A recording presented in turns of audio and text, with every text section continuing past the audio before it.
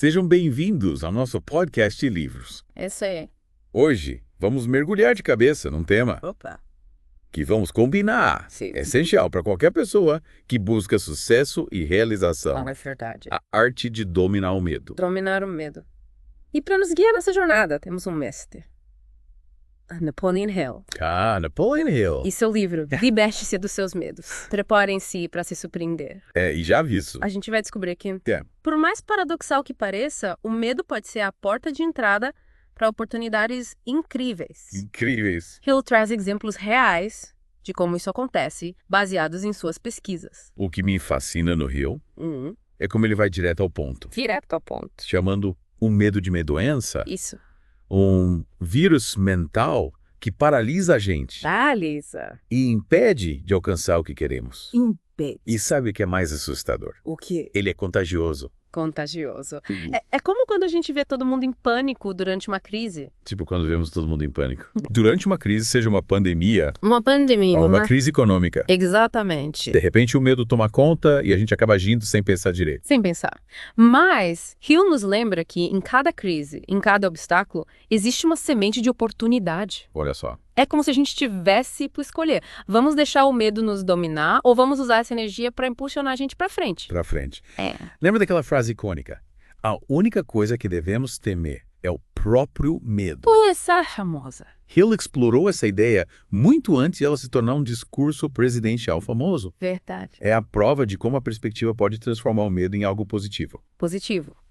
E falando em tipos de medo, Hill descreve os 7 fantasmas do medo que assombram a maioria das pessoas. São medos básicos que, se não forem controlados, podem nos impedir de realizar nosso potencial. Nossa, 7.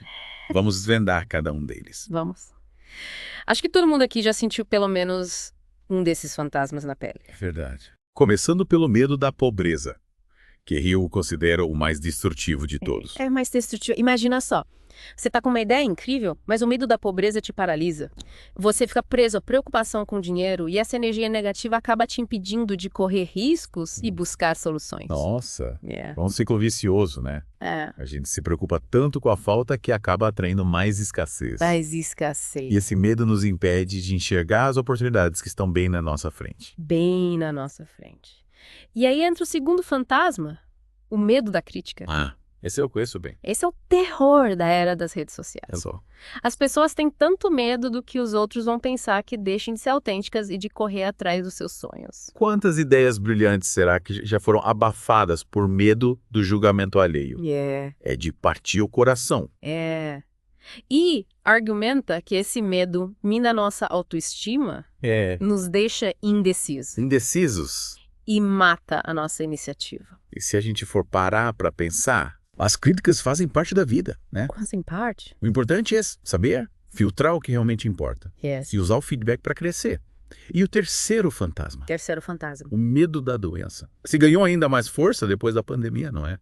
A gente viu como o medo da doença pode se espalhar como um rastilho de pólvora, gerando comportamentos irracionais. É verdade. E Hill já falava sobre isso há décadas. Olha só. Ele alertava para o poder da mídia em amplificar esse medo, citando como exemplo a epidemia de gripe. A epidemia de gripe. Quando os jornais pararam de publicar notícias alarmantes, a epidemia diminuiu. Incrível, né? Incrível. É a prova de como a informação e a perspectiva podem influenciar nossa saúde, tanto física quanto mental. E o quarto fantasma, o medo da perda do amor, é um clássico. Quem nunca se sentiu inseguro ou com medo de perder alguém que ama? Esse medo pode ser intenso, levando ao ciúme, Ciúme, a possessividade. excessividade e até a sabotagem do relacionamento. Hill argumenta que o antídoto para esse medo é cultivar o amor próprio e a confiança no relacionamento. Ou seja, fortalecer a base da relação e entender que a vida é plena com ou sem um parceiro romântico. Exatamente. E o quinto fantasma, O quinto fantasma. o medo da perda da liberdade. Esse é um medo que se manifesta de várias formas, como o medo de assumir riscos financeiros, de envelhecer, ou até mesmo de expressar opiniões diferentes.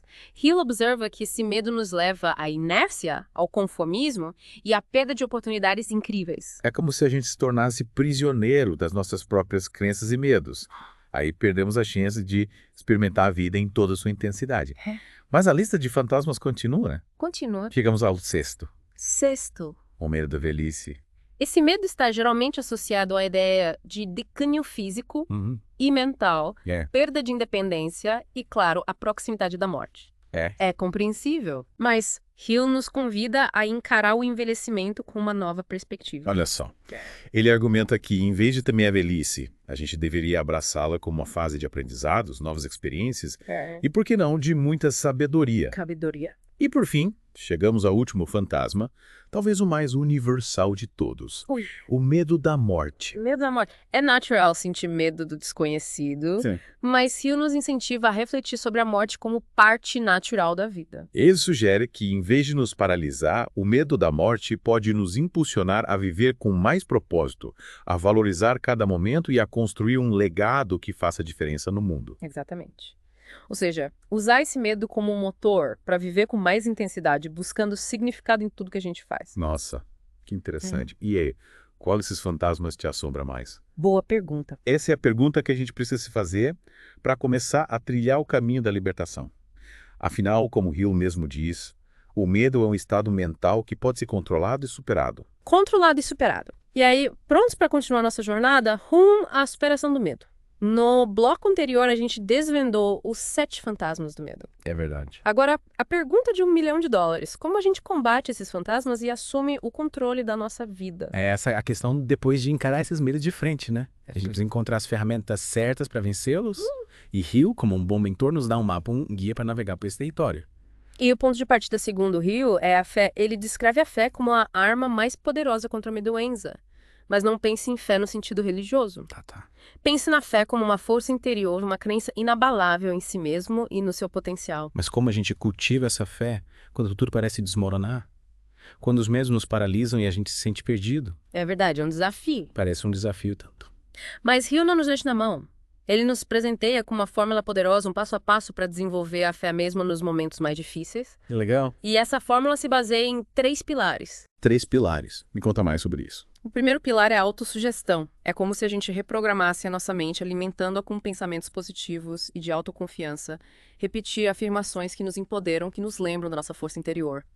Entendi. É como se a gente dissesse para nossa mente: "Ei, eu sou capaz, eu posso superar qualquer obstáculo."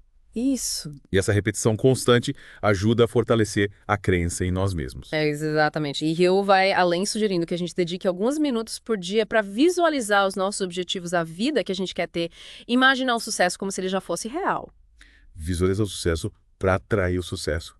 É como se a gente estivesse criando imã mental, atraindo as coisas boas para nossa vida. Essa visualização alimenta a nossa fé e nos mantém motivados mesmo quando as coisas ficam difíceis, até a certeza de que no final a gente vai alcançar o que deseja. Mas e se no meio do caminho a gente tropeçar e os pensamentos negativos invadirem a mente? Aí entra o segundo pilar da fórmula, a convicção de que nossos pensamentos dominantes se tornam realidade. Que nos alerta, aquilo que a gente foca, aquilo que a gente alimenta com a nossa energia, tende a se manifestar na nossa vida. Isso é poderoso. Significa que a gente precisa ter muito cuidado com os pensamentos negativos, pois eles também podem se tornar realidade. Com certeza é como se a gente estivesse plantando sementes. Se plantarmos sementes de medo e insegurança, colheremos frutos amargos. Mas se plantarmos sementes de fé, coragem e determinação, colheremos uma vida abundante. E o terceiro pilar agora? O terceiro pilar é a ação. Não basta apenas pensar positivo e ter fé, é preciso agir. É colocar a mão na massa, dar o primeiro passo, mesmo que ele seja pequeno. É aquela história, fé sem obras é morta, né?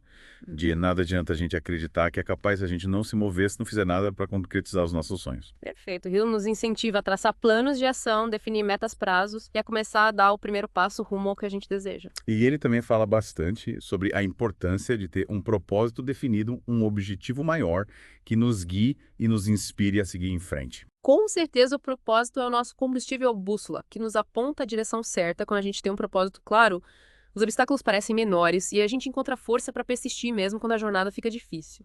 E além da fé, Hill destaca a importância da decisão. Ele defende que a indecisão é uma das maiores inimigas do sucesso. O que você acha disso? Concordo plenamente. Quando a gente fica preso na dúvida, no medo de tomar decisões, a gente se paralisa. É como se a gente estivesse em um labirinto sem saber qual caminho escolher. Enquanto a gente hesita, as oportunidades passam por nós. Hill nos convida a sermos mais proativos, a tomar decisões com firmeza e assumir as rédeas da nossa vida, certo? Exatamente, ele nos alerta para o perigo da procrastinação, o famoso deixar para depois. A procrastinação é um ladrão de sonhos, ela nos impede de agir e nos mantém presos à inércia. E para combater a procrastinação, o que Hill nos sugere? Ele nos convida a definir prazos, a criar um senso de urgência e a nos comprometer com os nossos objetivos. É como se a gente desse um start na nossa mente e se colocasse em movimento. E Hill também nos lembra que a persistência é fundamental para alcançar qualquer objetivo. A água mora em pedra dura tanto bate até que fura, não é mesmo? Exatamente. Persistência é a chave para superar os desafios, aprender com os erros e seguir em frente até alcançar um sucesso. Mas e aí, o que você achou da fórmula da fé proposta por Hill? Já achei incrível. É um verdadeiro manual para fortalecer a nossa autoconfiança e nos impulsionar rumo aos nossos sonhos. Mas tem mais, não é? Hill usa uma metáfora muito interessante para ilustrar a importância dos nossos hábitos de pensamento. O grande rio da vida. Essa metáfora é fantástica. Imagine um rio com duas margens. Uma representa o sucesso, a abundância e a felicidade. A outra margem representa o fracasso, a escassez e a infelicidade. E nós estamos navegando nesse rio em direção a uma das margens. Qual margem escolheremos? A margem que a gente escolhe depende dos nossos hábitos de pensamento.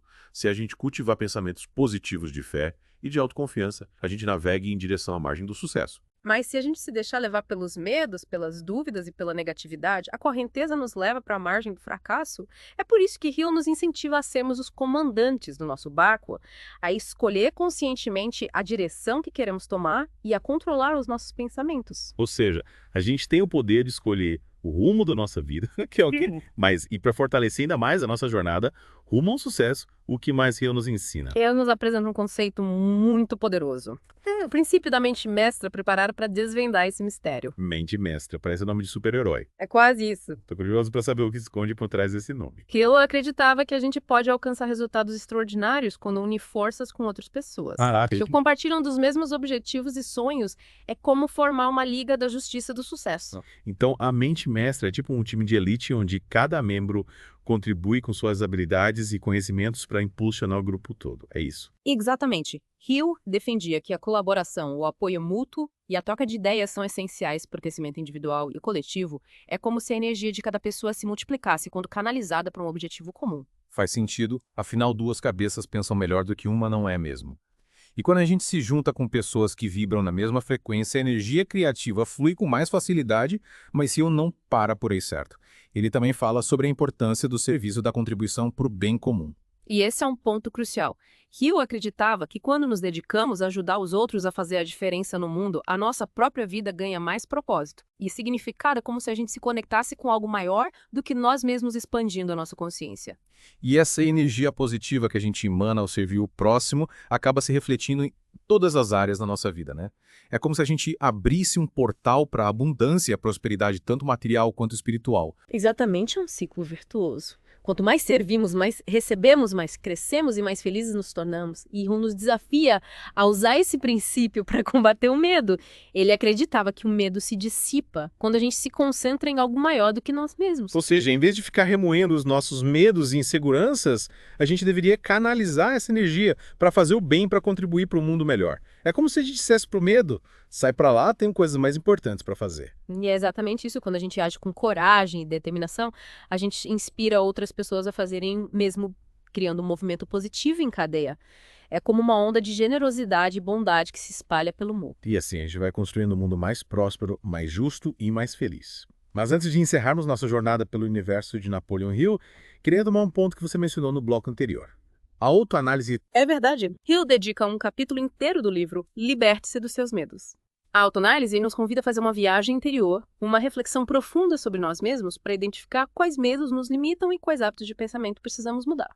Ele nos dá um mapa da mente, um guia para desvendarmos os nossos próprios labirintos.